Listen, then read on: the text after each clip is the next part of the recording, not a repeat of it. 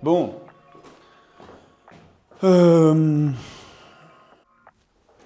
Alors. Ok.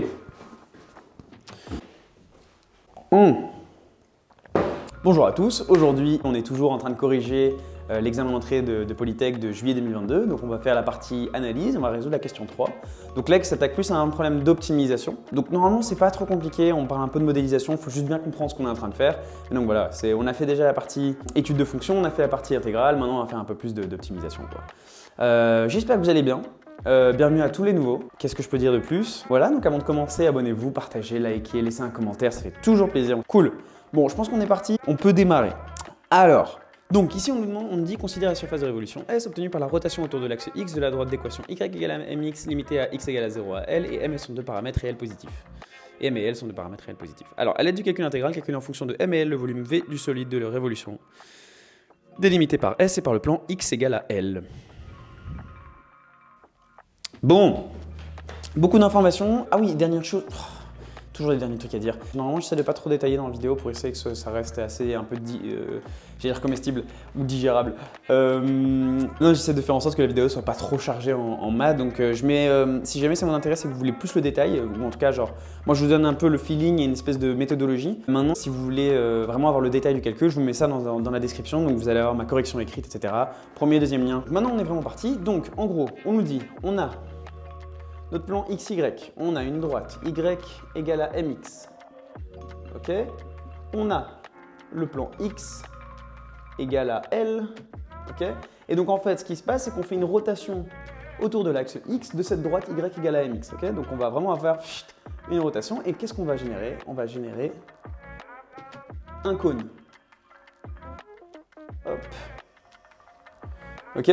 Et donc, nous, ce qu'on cherche à connaître, c'est de calculer simplement la surface de ce cône. Ok. Donc, on va vraiment calculer la surface de ce cône. Alors, comment est-ce qu'on calcule le volume à l'aide du calcul intégral? En fait, on va utiliser cette formule-ci. Donc, on sait qu'on va avoir pi fois f de x au carré dx. D'accord? F de x au carré, ici, le f de x, c'est le mx. Okay, c'est la droite ici. Il faut imaginer qu'ensi on a plein de disques, comme ça. Tac, tac, tac, tac, tac. Donc en chaque x, on a un certain disque. Okay, et c'est pour ça qu'on va, si on veut calculer le volume, en fait, on va calculer l'aire de ce disque ici, dont le rayon, c'est f de x. Et l'aire de ce disque ici, c'est pi fois f de x au carré. D'ailleurs, c'est pour ça, c'est un peu ça l'origine de cette formule. Et pourquoi est-ce qu'on fait, et comment on fait pour avoir le volume? Parce que là, on a juste une surface. En fait, on fait ça pour toutes les valeurs de 0 à L. Donc ça délimite la fin du cône, de x égale à L. Donc on va de 0 à L. Et c'est pour ça que notre intégrale, elle va comme ça. Okay, donc on fait pi fois f de x au carré. Donc on calcule l'aire du disque. Et en fait, on fait une intégrale. Donc on balaye tout l'axe x jusqu'à la valeur x égale à L. Donc voilà, on va de 0 à L. Et on fait pi fois f de x au carré. On sort pi de l'intégrale parce que pi est une constante. F de x, c'est m fois x, donc on va avoir pi fois intégrale de 0 à L de m fois x carré dx, évidemment c'est m carré aussi. Le m carré sort, donc on va avoir pi m carré, intégrale de 0 à L de x carré dx, et ça c'est tout bon, c'est x cube sur 3. Okay, c'est juste l'intégrale de la primitive de x carré. On va de 0 à L, et donc du coup c'est simplement pi m carré L cube sur 3. Okay, et là on retrouve bien quelque chose qui dépend bien de M et de L.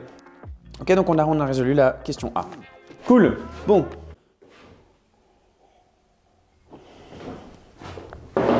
Alors maintenant on demande, sachant que l'aire A de la surface S est donnée par A pi L carré égale à pi L carré M fois racine de 1 plus M carré, déterminer en fonction de M la valeur de L telle que A égale à 1. Bon. Ok, d'accord, donc là qu'est-ce qu'on va faire? Donc on sait que l'aire vaut pi L carré M fois racine de 1 plus M carré. Si on sait que l'aire vaut 1, donc on va avoir 1 égale à pi L carré M fois racine de 1 plus M carré. Ah oui, c'est tout con en fait. Bon, très joli dessin, mais je vais devoir l'effacer. Ok, donc question B. Donc on sait que notre R c'est pi carré, ça il nous la donne, c'est sympa. Pi carré, non, c'est pi fois L carré, M racine de 1 plus M carré. Et ça on nous dit que c'est égal à 1. D'accord? Donc nous on veut trouver L en fonction de M. Donc c'est tout bête, on va juste isoler. L carré, c'est simplement, donc on passe le pi de l'autre côté, le M racine de l'autre côté, 1 sur pi fois m racine de 1 plus m carré. Bon, franchement, ça c'est vraiment des points gagnés, hein, je trouve. Donc, normalement, je crois que la dernière question est un peu plus subtile, mais, parce que c'est vraiment du calcul et il y a vraiment moyen de faire des zougorées au niveau calculatoire. Mais ça, quand même, c'est pas compliqué, quoi. Bah voilà, hein, donc on passe le racine de l'autre côté. J'ai même pas envie de tout recopier. Et ça, on va avoir un plus ou moins devant. Quand on passe la racine de l'autre côté, bah, en fait, on a vraiment un plus ou moins. Donc il faut penser au fait que si par exemple je fais 4, okay, si je prends la racine de 4, enfin il y a deux valeurs qui peuvent donner 4, c'est moins 2 fois moins 2, et c'est aussi plus 2 fois plus 2. D'accord? Donc il ne faut pas oublier qu'il y a vraiment plus ou moins 2 au carré qui donne 4. Okay? C'est pour ça qu'on ne faut pas oublier quand on passe la racine de l'autre côté, le plus ou moins. D'accord? Bon, au final, le plus ou moins ne nous sert pas à grand chose parce qu'on sait que L, bah voilà, on sait, je crois qu'ils nous le disent hein, d'ailleurs, que L doit être, voilà, c'est un paramètre réel positif, donc en fait la valeur moins, elle disparaît quoi. D'accord? Donc on va avoir, donc on peut réécrire ça comme pi, exposant m 1 demi, fois 1 plus m au carré, exposant 1 demi, racine 2, racine, donc ça c'est exposant 1 demi, fois exposant 1 demi, donc 1 exposant 4. 1 sur 4, ok?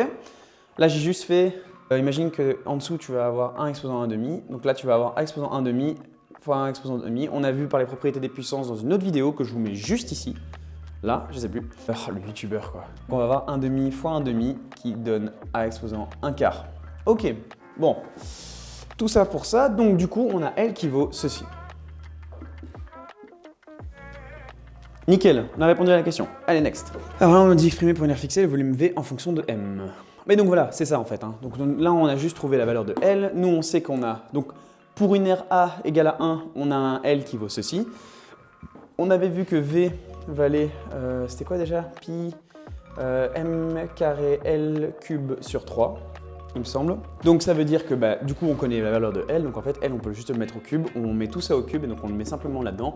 Et donc on aura bien notre V, notre volume qui ne dépendra plus que de M. Ok? Allez, du coup on est parti.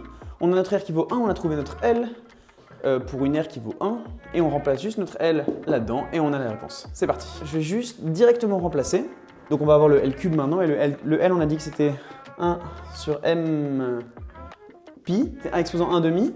Donc on avait exposant 1 demi mais là qu'on a mis au cube donc on va avoir exposant 3 demi et exposant 3 demi fois 1 plus m carré, donc 1 plus m carré.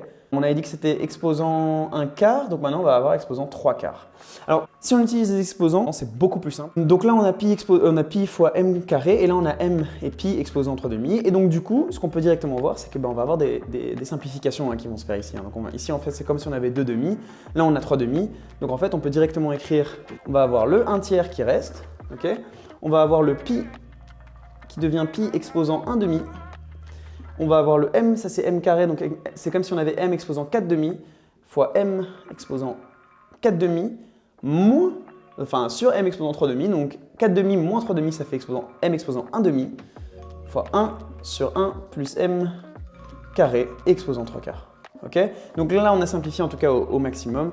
3 racines de m sur pi fois 1 plus m carré. J'allais mettre racine quatrième de ça au cube, mais en fait, je trouve que c'est plus élégant d'écrire ça comme ça. Ok? Pas très beau, mais voilà, c'est sympa. Ouais? Allez. Ok, on enchaîne. Le point D, on nous dit toujours pour une aire fixée de A égale à 1. Donc si on a A égale à 1, on a la même valeur pour le L. Pour quelle valeur de M, le volume est-il maximum? Et donc là, on va faire le calcul d'optimisation. Donc notre calcul d'optimisation, on va prendre... Donc ça va être notre volume qui dépend de M. D'accord, et qui a cette expression-ci parce qu'on avait dit qu'on avait une R qui valait 1. Donc du coup, pour une R qui vaut 1, on a la valeur de L qu'on a trouvée. Et donc du coup, on a... C'était C juste avant hein, d'ailleurs. Et donc là, du coup, on a le point D. Et donc on va avoir V de M qui, on a dit, valait 3 racines de M sur pi. Donc en gros, c'est M exposant 1 demi sur pi. Là, je le mets ici parce que ça va être une constante. Parce que quand on va dériver, ça va être un peu complexe. C'est pour simplifier un peu la vie, quoi. Et 1 plus m au carré, exposant 3 quarts. Okay. Donc maintenant, du coup, nous, ce qu'on veut, on cherche un m. Donc on cherche une valeur de m telle qu'on a notre volume qui soit maximum. Et donc ça veut dire que m, on cherche un m star tel que Donc on se demande, est-ce qu'il existe un M star tel que V de M star, V' de M star égale à 0. Ok, ben donc ce qu'on va faire, c'est qu'on va simplement dériver et voir s'il en existe un. A priori, il devrait en exister un, évidemment, et on va trouver cette valeur. Donc V' de M, donc on prend ce V', donc là, typiquement, si on met le M exposant 1/2 ici, d'accord. Donc en fait, on va avoir, quand on va faire la dérivée, ça c'est une constante, et du coup, on va avoir ici la dérivée d'un rapport. Donc on va avoir en gros F sur G'. Et là, du coup, on va appliquer la formule qu'on connaît bien, donc c'est F' fois G moins F de G fois G' sur G carré. Ok, et donc, en fait, on va directement appliquer cette formule. On sait que donc F, ça va être M exposant 1/2. Donc F', ça va être 1/2 M exposant moins 1/2. D'accord, parce que ça va être 1/2 moins 1, donc moins 1/2, fois G, donc c'est ça, moins F, c'est ça, fois G. Et alors G', pardon. G' c'est 1 plus M carré 3/4. Ça va être G, ça va être prime. Donc on va descendre le 3/4. 1 plus M carré, 3/4 moins 1. Donc ça va faire moins 1/4. Et ensuite on va dériver ce qu'il y a à l'intérieur, donc parce que ça reste c'est la dérivée d'une fonction composée. La dérivée de 1 plus M carré, ça va simplement être 2M. Ok? Donc voilà, vous avez en gros les éléments principaux. Je vous donne directement la réponse parce que voilà, si vous jamais vraiment vous voulez le détail précis, je vous mets tout dans la description. Enfin en tout cas mes corrections écrites sont dans la description. Normalement c'est bon, je crois que je me suis vérifié plusieurs fois, donc normalement ça devrait être good. Ok, et donc la réponse ça nous donne quoi? La réponse, c'est 1 sur 6 racine de pi fois 1 moins 2m carré racine de m 1 plus m carré, exposant cette quart, racine de m, nanana. Bon, et donc du coup on a notre V' de m, et donc la question c'est, est-ce qu'il existe un m tel que V' égale à 0? Donc du coup, si on fait V' de M égale à 0, en fait, ça doit être tout ça qui doit être valeur 0. Et quelles sont les seules valeurs pour lesquelles tout ça vaut 0? Et en fait, c'est quand le dénominateur vaut 0. D'accord? Donc en gros, un V' de M égale à 0, si et seulement si 1 moins 2m carré égale à 0. D'accord? C'est logique, hein, si par exemple A sur B égale à 0, si et seulement si A égale à 0, quoi. D'accord? Si B vaut 0, ce truc-là vaut l'infini. Enfin, c'est impossible. Ok? Bon. Donc, 1 moins 2m carré égale à 0, donc ça c'est vrai si et seulement si, m égale à plus ou moins racine de 2, quoi. Parce qu'on va avoir, du coup, on prend la racine de 1/2, la racine de 1 c'est 1, la racine de 2 c'est racine de 2, et quand on prend la racine on a plus ou moins, sauf que on a plus 1 racine de 2 et moins 1 sur racine de 2, et alors moins 1 sur racine de 2 n'est pas pris parce qu'on sait que m doit être un paramètre qui est réel et positif. Voilà. Donc ça, c'est notre M pour lequel on a un volume maximum. Et donc là, ce qu'on va faire, c'est qu'on va prendre cette valeur, on va la mettre là-dedans, et là, on obtient un volume qui vaut. Donc là, pareil, de nouveau, hein, c'est très calculatoire. Je vous donne la réponse parce que, de nouveau, je suis un peu fainéant. Si jamais vous voulez le détail du calcul, vous avez dans le corrigé écrit, complet, dans la description. Hop. Et donc, du coup, ça, c'était notre volume. Donc, V de 1 sur racine de 2. Hop, ça, on remplace directement, hein, et donc la réponse c'est racine de 2 sur pi fois 1 sur 3 exposant 7/4. Ok, et ça c'est notre volume maximum. Ok? Bon voilà, j'espère que ça vous a plu. De nouveau, comme je vous ai dit, hein, abonnez-vous, partagez, likez, commentez. Allez, ciao ciao.